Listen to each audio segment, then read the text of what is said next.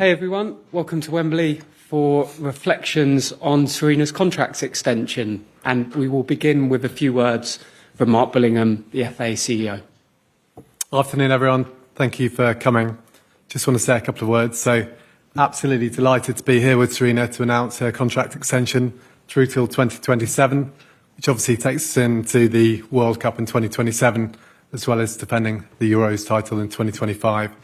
From our point of view, fantastic news. She is, in our mind, the best international coach in the women's game, and we're delighted that she'll be with us for that next cycle of 2 tournaments.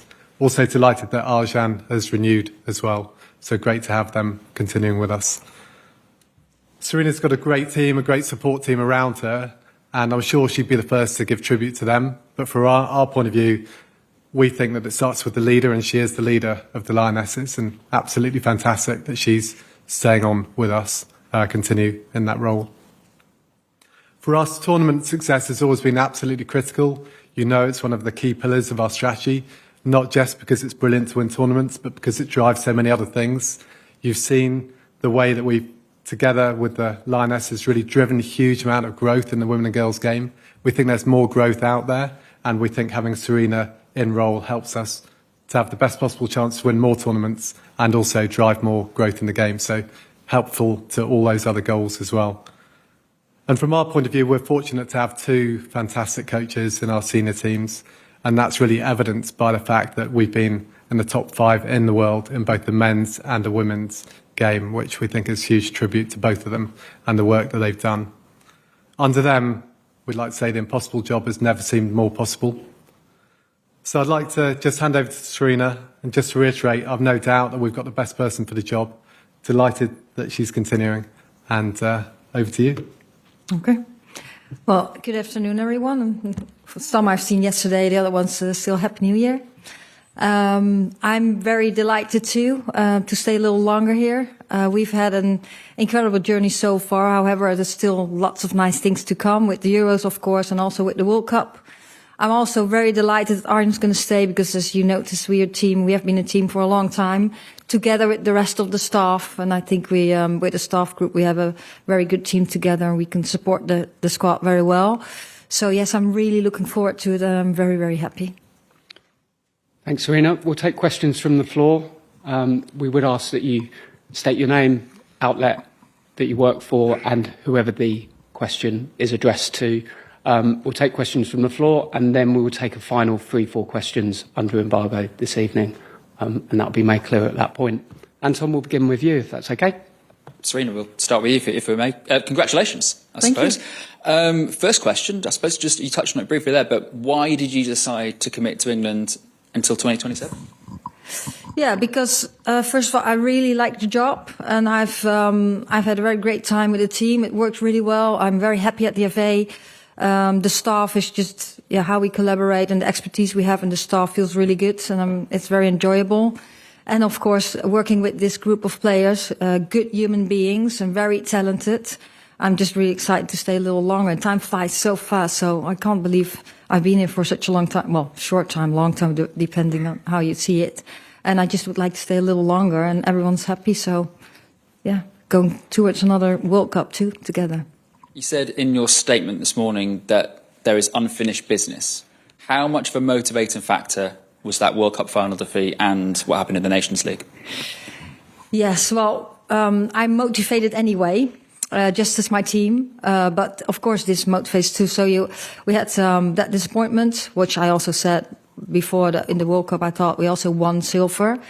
But you want more. You always want more, and it's very hard. We know that playing finals is not easy. There's only 2 teams that can make the final, and I think we've done very well. But you always want more and thrive for more and grow the game and help players in their development.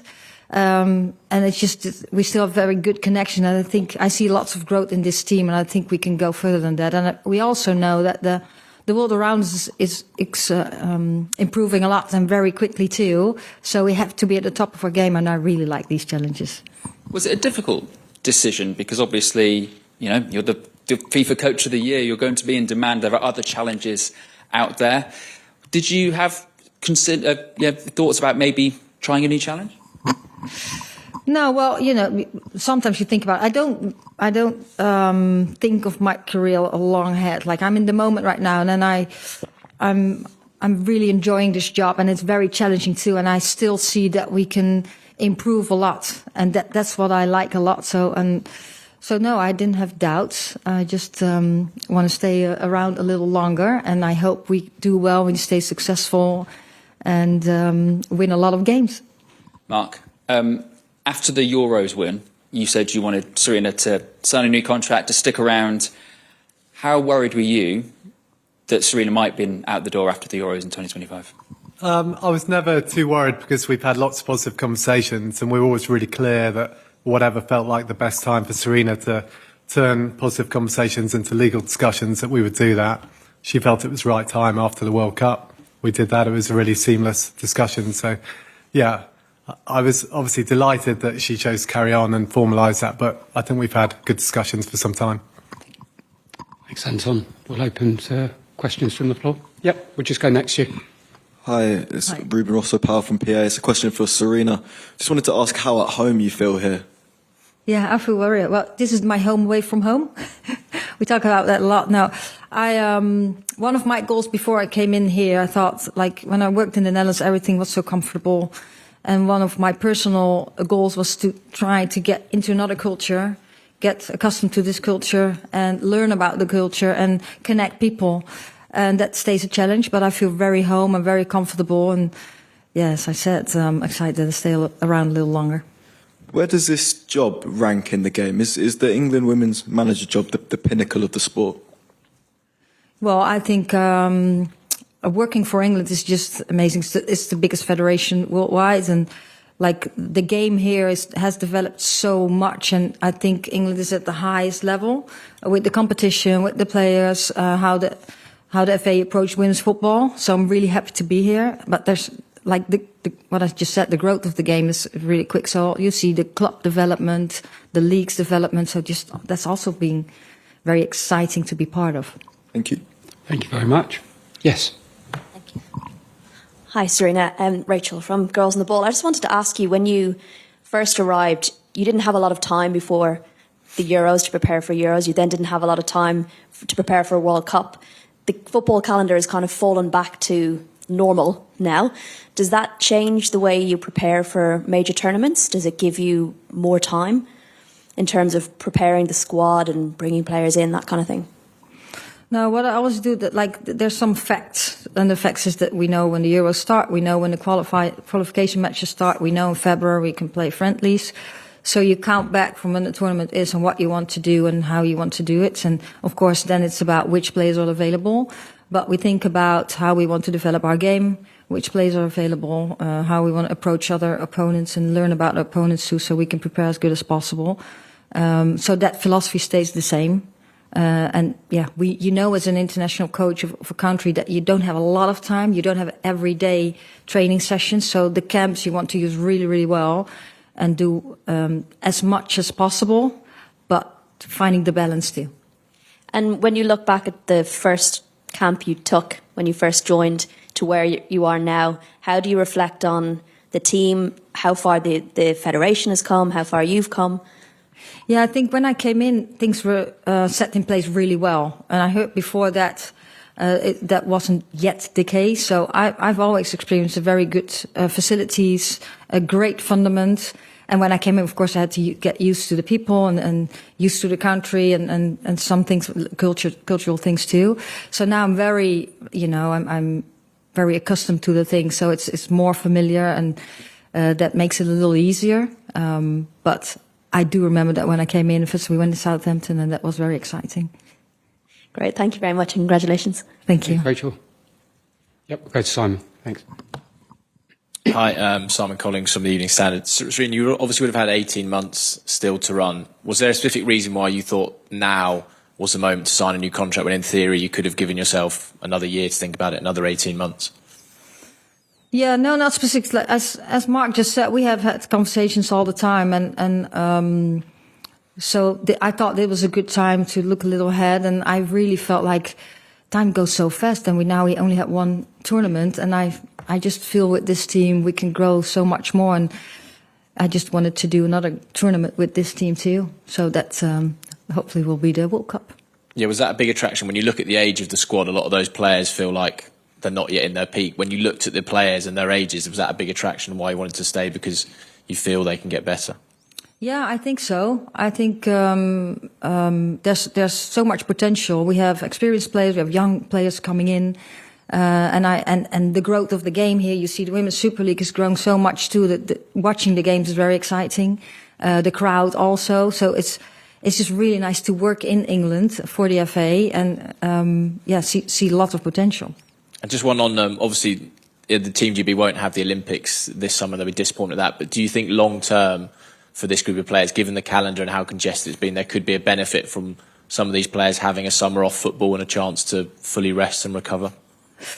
Yeah, well, you know, a career of a football player is short. So when you play at this level, you really want to be part of every major tournament. So that's a big disappointment. But now we know we're not there. Then that's you try to turn it around and see it as an opportunity that in the summer there is a proper break and get really fresh for the period after the summer and preparing for the Euros. Thanks, Simon. Go down to Susie, please. Hi, Susie from The Guardian. Congratulations both. It's a thing to congratulate you both on, I think. Mark, you probably know what I'm going to ask you. I mean, I guess, you know, a lot has been made about the salary gap between Gareth and Serena, and then obviously we've seen Emma Hayes be given a very decent salary with the US. How competitive are we being, if you won't give us a number? How close are those gaps? Yeah, thanks, Susie. So, I mean, you won't be surprised that I won't give you a number, and we don't give the number out, actually, for anyone other than those we have to report annually on our board. So what I would say is we view Serena as the #1 coach in the world in the women's game, and we view that she's paid accordingly. I don't know what other people in other federations are paid, but I can say I think that she's paid accordingly. So, yeah. Are you feeling valued, Serena? Absolutely. And then I wanted to ask about the motivation as well. Obviously, you had a lot of players missing for the World Cup. You know, obviously Beth, Leah, Fran. I mean, how much of it feeling like a not totally complete England squad going into that tournament has motivated you to want to sort of bring the group together and go again, I suppose? Yeah. Well, I think it's just really, I express that all the time. I really like to work with this group. It's such a great people and so much talent too. And it's very competitive too. So every player needs to be at the top level of their game to be able to be selected for the squad. And what we say, we want them to give us headaches. But yes, I'm also looking forward that some players are now coming back for injuries and start working with them again. And see young players coming in, experienced players getting to their next level too. That's just the exciting part of it. Thanks, Susie. We'll just go to Charlotte. Thanks. Hi, Serena. Hi, Mark. Charlotte Harper from The Athletic. Serena, you've been in this job a long time, such an experienced coach. Are you going to change anything about your managing style? Well, I'm not going to change myself. I think if I were going to try to change myself, then it's not authentic.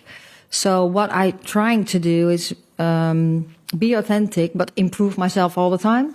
And that's the same with the players. They want to develop themselves, and I'm trying to develop myself too. From 2021 to 2027, that's 6 years. How are you going to make sure that this team doesn't stagnate? Well, you never make things sure. You're just working really hard to improve. I think these players, they're so competitive and they're so eager to win. And we have two big tournaments coming up. And I think I'm not scared of things that they will slow down. Everyone needs to be at the top of their game. I just said that too. So players have to stay at the top of the game. Players have to develop. The competition in our team is really high, and it's very hard to come into the squad and then stay in the squad, and that's what we're working on all the time and what we tell them all the time too. Just last one, a question for you both. What does success look like for you? You want me to? Yeah. Well, for me, success, like, of course, you all know, we are the level that we have to perform, and everyone expects us to win. So, of course, we're going to try to win every game we play. But in our environment, try to bring it back. What do we have to do to win games? So we're working on how can we win games, and work on that. Well, the process, that's a word, but it's about how can we win games, and that's a big picture behind that. But that's mainly what it's about. And for you, Mark? Yeah, just to add, I mean, look, we're very clear in our strategy what our public goals are.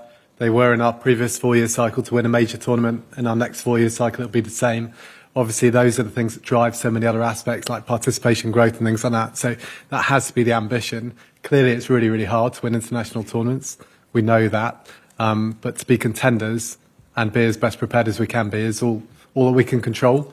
But at the end of the day, it's all about trophies, isn't it? Super. Thanks very much. Thanks, Charlotte. We'll go to Tom.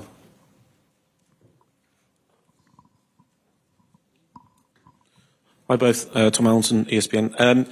Serena, did Ian take much convincing to stay with you for another couple of years? And you've worked together a long time now, but how key is he to the whole project? Yeah, he's very key. As I said, we have been a team since 2017, and we have a very good work relationship. So I'm really happy that he stays, but he didn't need a lot of convincement. He's really enjoying the job too, and very motivated to keep our game at our highest level. And Mark, was that key to the whole thing as well, ensuring that Ian was staying as well, that the two could continue working together?